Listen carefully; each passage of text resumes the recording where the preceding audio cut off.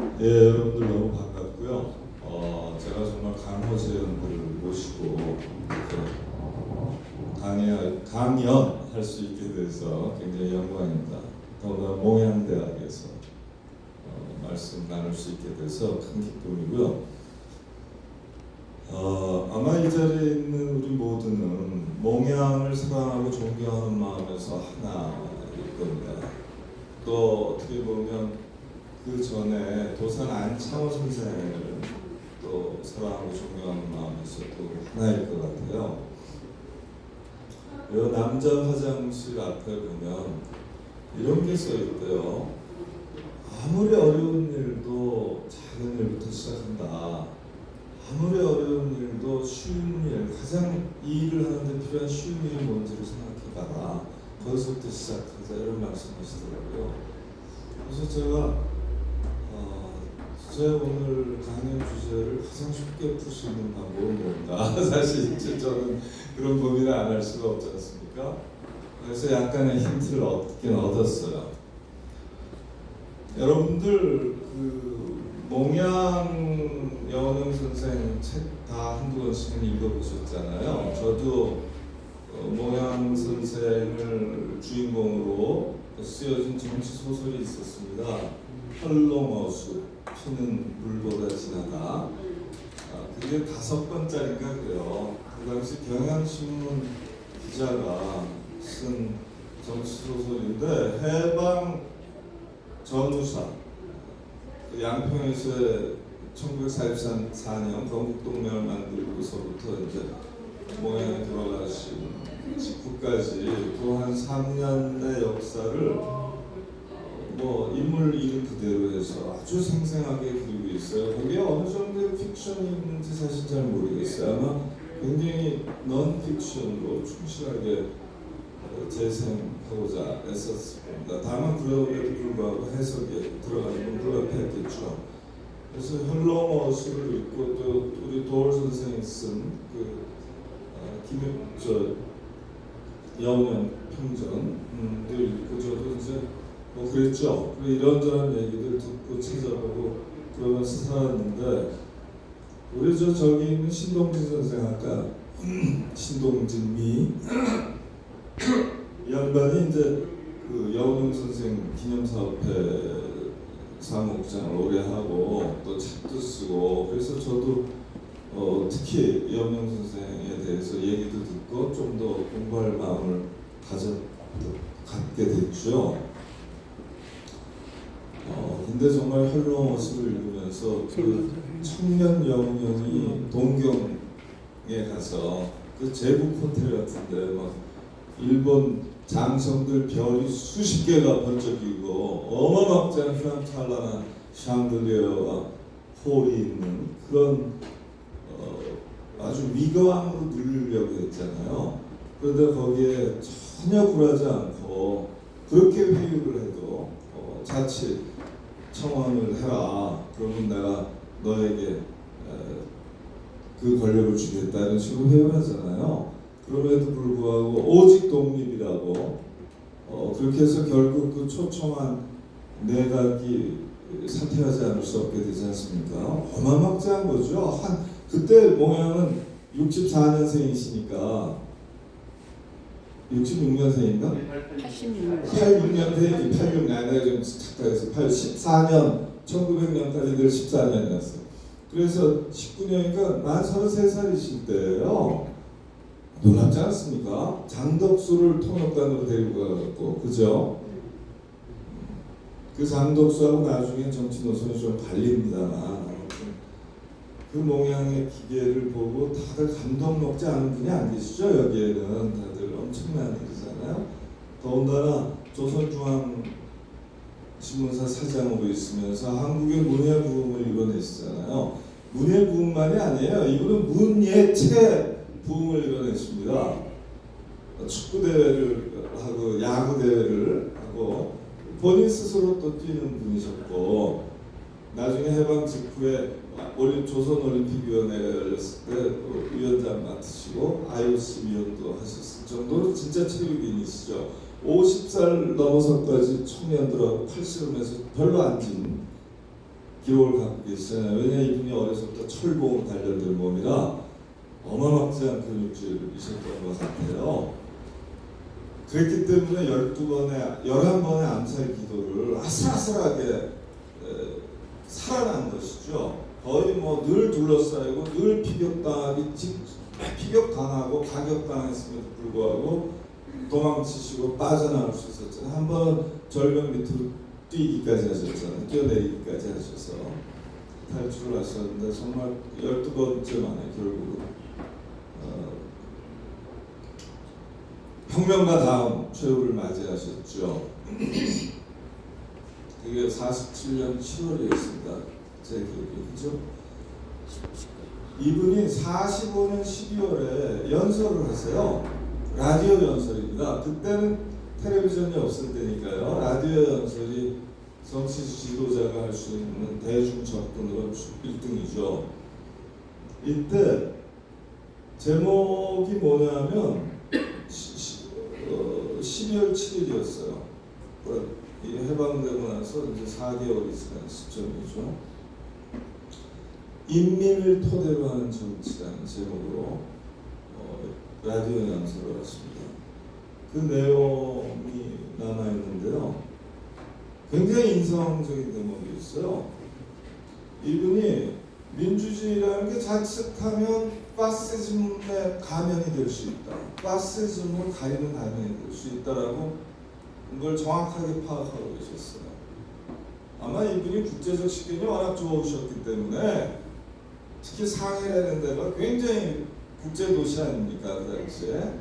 더군다나 상해에 있다 보면 상해 조개가 4나라가 들어와 있으니까 그 4나라 상황들에 대해서도 영국, 미국, 영국, 프랑스, 일본 쪽에 기본적으로 잘 알 수 있고 또 그 당시 상황이 국공합작이 붙었다 깨졌다 하는 시점 아닙니까? 1920년대, 30년대 초부터 해서.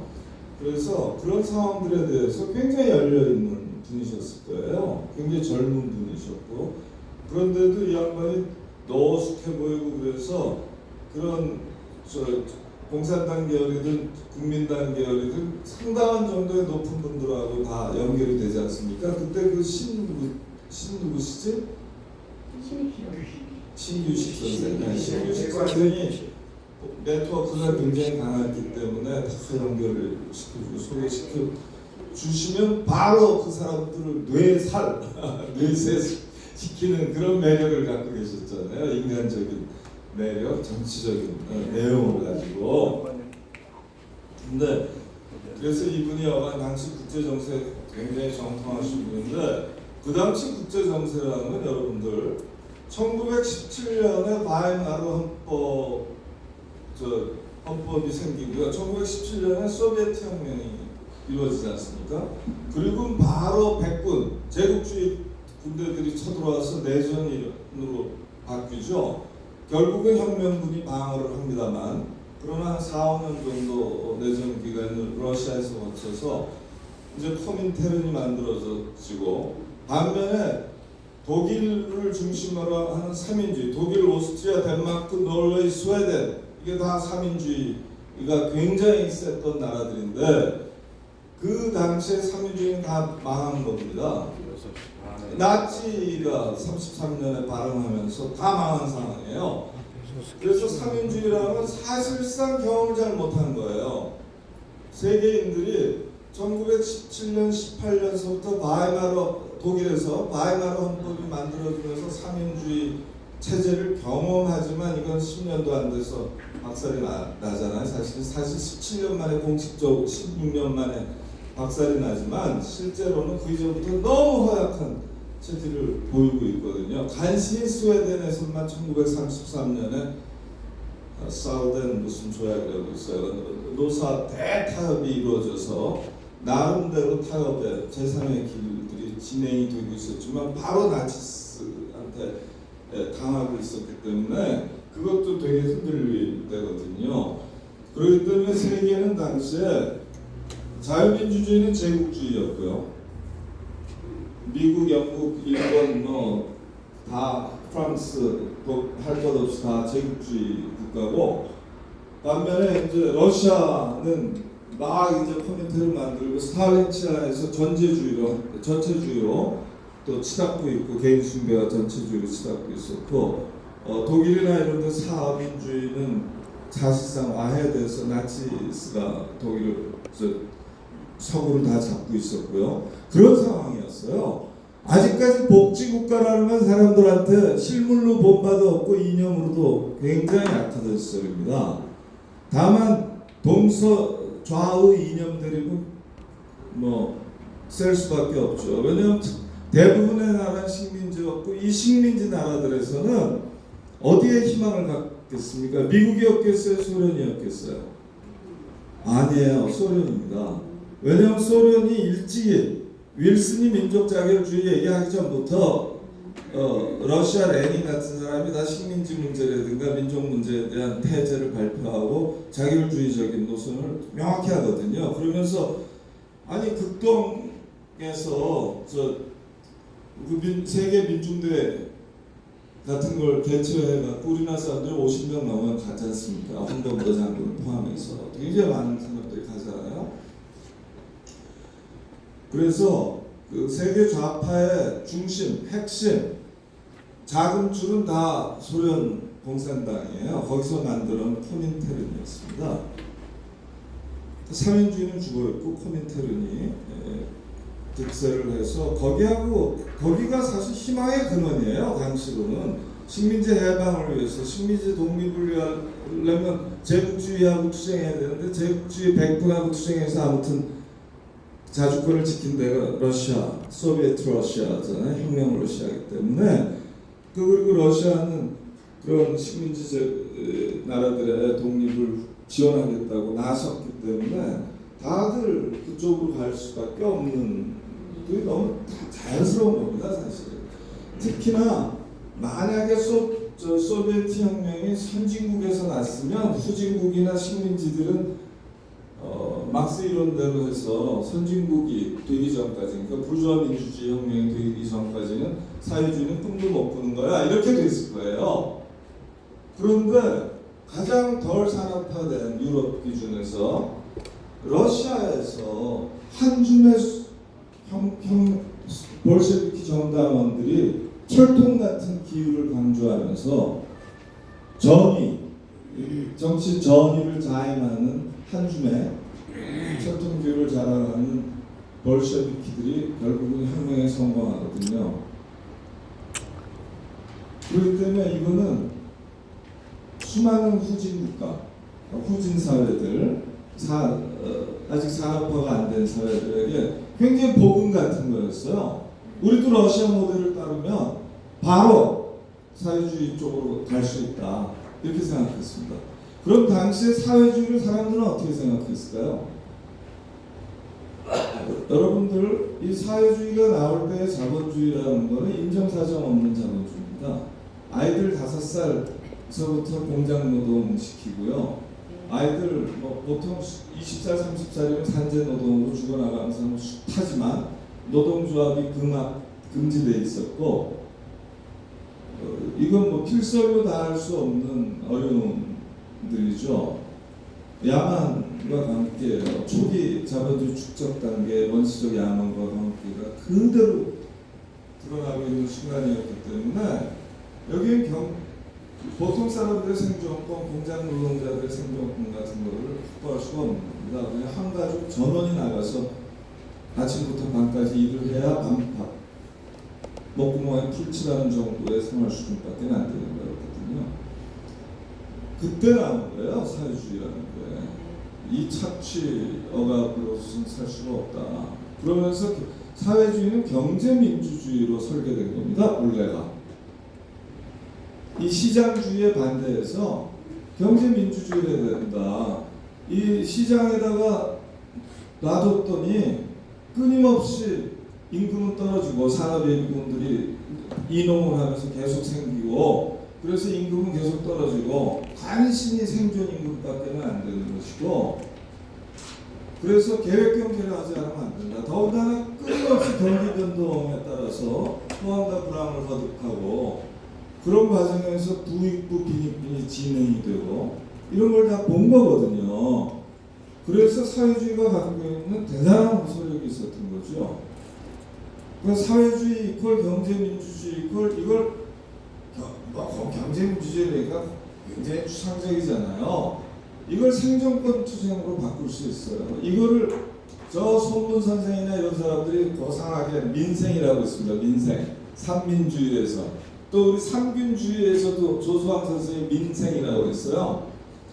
그러니까 민생이 안 되는 거예요. 보통 사람의 생존과 생계가 보장이 안 되는 시스템이구나. 그래서 그때 쓴 말들이 경제적 해방 같은 거예요. 그 연설에서 여운형 선생이 이렇게 말씀하세요. 참된 민주주의는 근로층의 경제적 해방을 도모하는 민주주의다. 즉 경제 민주주의를 전제로 하는 정치 체제다. 너무 당연한 거예요. 민주주의가 밥 먹여주지 않으면 그게 무슨 민주주의냐는 거죠. 보통 사람에게 제대로 밥 먹여주지 않는 민주주의는 민주주의라고 할 수가 없는 거죠. 그러니까 달리 말하면 경제민주주의가 없는 정치민주주의는 아무도 원하는 게 아닐 수 있어요. 그러니까 보통 사람의 관점, 근로민중의 관점에서는 경제민주주의, 생존권 보장, 사회권 보장이 안 되는, 의식주 보장이 안 되는, 인간다운 삶이 전혀 보장이 안 되는 그런 경제 상황이다. 그런 분배 상황이다. 그러면 이 민주주의는 잘못된 민주주의예요. 그죠? 네. 뭔가 민주주의 잘못된 거예요. 왜냐하면 민주라고 할 때 누가 주인이라는 거예요? 민이 주인이라는 거잖아요. 국가의 주인, 법과 제도의 주인, 정치와 경제의 주인이라는 건데 민은 보통 사람 민이거든요. 엘리트 민이 아니고 귀족 민이 아니고 부자 민이 아닙니다. 민은 보통 사람이에요. 그러니까 중산층과 서민이라고 하면 맞겠네요. 그냥 간단히 말해서 중산층과 못 사는 사람들, 중산층과 서민들의 나라란 말이죠. 중산층과 서민이 바라는 게 뭐겠어요? 기본적으로 생계가 보장돼서 오손도손 사는 거 아니에요? 기본적으로 정의로운 사회 속에서 가족과 지인과 함께 행복을 추구하면서 오손도손 사는 거, 그게 첫 번째 아닙니까? 이거를 가능하기 위해서 기본적으로 사회정의가 어느 정도 구현되고 거기에서 평화가 있어야 되고 특히 전쟁이라든가 내전이 없어야죠. 그러려면 정의가 어느 정도 국제적 차원에서 국가적 차원에서 정의라는 게 도모가 돼야 될 거 아닙니까? 그래서 정의롭고 평화로운 세상에서 생업을 하면서 생계를 꾸리고 인간다운 삶을 꾸리면서 나름대로의 행복을 추구하는, 나름대로의 개성을 추구하는, 그리고 그 공동체 안에서 책임감과 형제를 서로 북돋고 서로 존중하고 배려받는 그런 공동체를 만드는 거. 이게 어려울 게 아니잖아요. 이걸 앞에 딱 세워야 되는 거 아닙니까? 모든 민주주의라는 게 살아있는 민주주의라는, 그렇지 않을까요? 네. 예. 그래서 이때 여운형 선생은 아무튼 참된 민주주의는 근로층의 경제적 해방, 즉 경제민주주의를 전제로 하는 정치체제다. 이렇게 딱 말씀을 하세요. 그래서 이 양반이 창당한 게 있잖아요. 근로인민당 아닙니까? 당 이름이 근로인민당이에요. 여운형 선생 돌아가시고 한 6, 7개월 있다가 이 당은 사실상 해산에 이르게 되지만 한때 20만 넘는 당원을 자랑했습니다. 이게 20만 넘는 당원이 쉽지 않습니다. 바로 10만 명 넘는 당원, 진성당원이죠. 당시에는요 지금 우리나라 정당하고 달라요. 당시에는 정당이 100개씩 있을 때입니다. 우리나라에 그 5.10 단독정부 수립할 때 정당이 100개쯤 등록했어요. 거기서 당선자, 국회의원을 4개, 20개가 그래요. 당시에 1등하는 한민당도 소수당이었어요. 그죠? 그래서 이승만이 고생하는 거 아닙니까? 저 다수당의 지원을 못 받아갖고 헌법을 2번씩이나 온갖 무리수를 써갖고 말도 안 되는 권력 위주의 별로 편의적인 개헌을 하고 있었잖아요. 부산 내려가서까지 피난 정부 때도 백골단, 딱골단 동원하고 막 이렇게 했단 말이에요. 그게 이 다당제였거든 그때. 아니, 다당일 수밖에 없었어요. 그냥 입장들이 너무 다양하고 이 제대로 된 건국을 하자고 나왔었잖아요. 건국 준비 동 이제 건준이라는 표현으로 다들 그랬으니까요. 그랬을 때 서로 다른 비전과 연고, 정치 비전의 차이, 또 연구의 차이 이런 거에 따라서 뭐 굉장히 많은 정성가 있었어요. 여운형 선생님이 깃발을 든 정당 이름은 근로인민당이었습니다. 그리고 여기에는 3대 강령과 30대 조문의 정책이 있었습니다. 그런데 그 내용을 보면 3인주의적이에요. 강력한 3인주의적. 그러나 그 당시에는